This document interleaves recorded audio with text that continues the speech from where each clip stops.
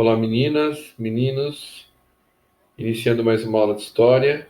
Na verdade, continuando, né, falando sobre a Grécia. A gente começou na última aula falando sobre a Grécia Antiga. A Grécia é um conteúdo bastante importante, bastante extenso. E agora a gente vai continuar com os próximos períodos da Grécia, por isso que eu coloquei aqui Grécia Antiga e a sua continuação. Pegamos a parte mais atual, né? A gente vai pegar agora a parte da Grécia mais importante, no sentido daquilo que trouxe mais legados para nós. Então, eu vou falar das últimas 3 fases da Grécia e vou chegar naquilo que a Grécia trouxe para a gente. A Grécia, sem dúvida, junto com Roma, são os povos da antiguidade que trouxeram maiores legados para a gente, que a gente mais herdou coisas importantes que a gente usa na nossa sociedade até os dias de hoje, tá? Então, agora eu vou falar do período arcaico, que é o período que vai entre o ano 700 e 500 a.C. É nesse período que vai surgir o alfabeto grego, o importante alfabeto. É claro que quando a gente fala em surgimento da escrita, a gente está falando de uma importante transição. Não esqueçam que a escrita é a parte da transição entre a pré-história e a antiguidade.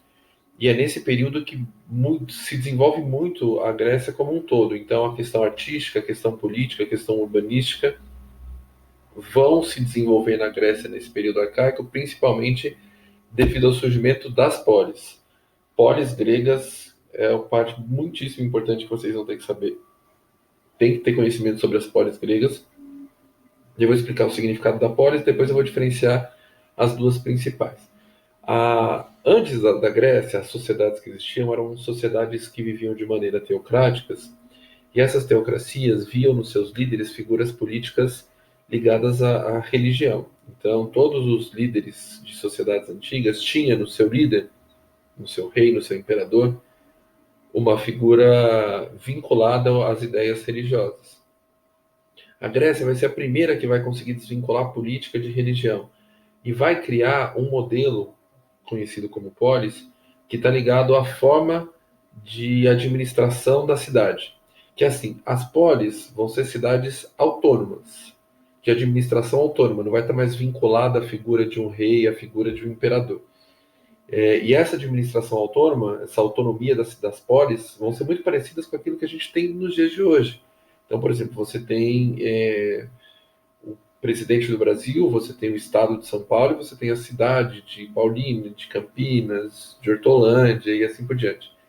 E todas elas têm as suas autonomias. Tudo bem que a gente está sujeito aos desígnios do Estado e muito mais da Constituição Federal.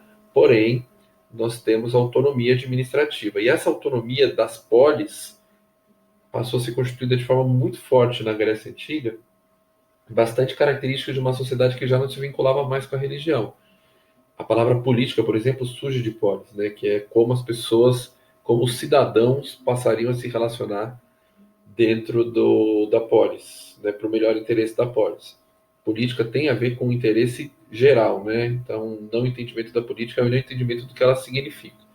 Entre várias cidades importantes da Grécia Antiga, as duas principais com mais destaque foram Atenas e Esparta. Eu vou começar por Esparta e já recomendo um filme para que vocês vejam. Existe um filme chamado 300, né, que fala sobre Esparta, mostra bastante algumas características importantes da sociedade espartana. Esparta foi composta basicamente pelos dórios, na última aula eu falei dos povos indo-europeus, né, Eólios, aqueus, jônios e dórios. Os dórios são os povos mais violentos que conseguiram dominar a região do Peloponeso, e eles formaram a população espartana. E aí o filme já é autoexplicativo, mas a principal característica do povo espartano, sem dúvida nenhuma, é o conflito, é a violência e a guerra, né? Interessante que era um povo ainda oligárquica, que vivia ainda com a regência do governo dos melhores, não tinha ainda uma ideia que a gente vai ver em Atenas sobre democracia.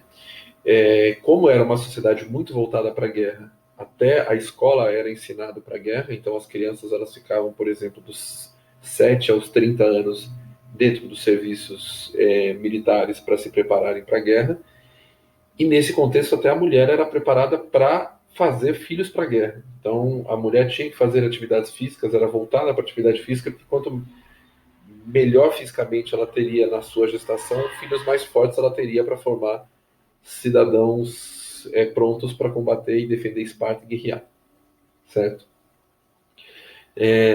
Já Atenas, que é a capital da Grécia, vem da deusa Atenas. A deusa Atenas é a deusa da sabedoria. E é de Atenas que a gente traz os nossos principais legados. Primeiro, a democracia que é o governo dos cidadãos. A gente discutiu um pouquinho em Platão quando falou em filosofia, mas é muitíssimo importante entender que a democracia traz um legado que a gente utiliza e nos dias de hoje, infelizmente, a gente tem que se reafirmar e lutar para que ela persista. Mas é um governo aceito pela sociedade ocidental agora contemporânea. Junto da democracia, o conceito de cidadania, de participação, do nosso entendimento junto da sociedade. Então, a cidadania tem a ver relação diretamente com a democracia. Filosofia, né, que é a questão da sabedoria. Em Atenas que vai surgir Sócrates, que vai surgir Platão. A gente vai ver que Aristóteles não nasce em Atenas, mas depois vai estudar em Atenas. Então, é uma parte muito importante. Como se dava essa democracia? As pessoas elas participavam de assembleias, então as decisões elas eram coletivas. É claro que quando a gente fala em decisão, a gente está falando da decisão dos cidadãos, não eram todos em Atenas. Por exemplo, em Esparta, quem comandava a sociedade eram os esparciatas. Em Atenas eram os eupátridas. Todas tinham aquelas pirâmides que se coloca numa posição hierarquizada, melhor ou pior. E as pessoas se reuniam nas praças públicas e faziam assembleias, votações. Qual era o melhor andamento? O que poderia ser feito para o melhor andamento da sociedade ateniense? E essas praças públicas eram chamadas de ágora.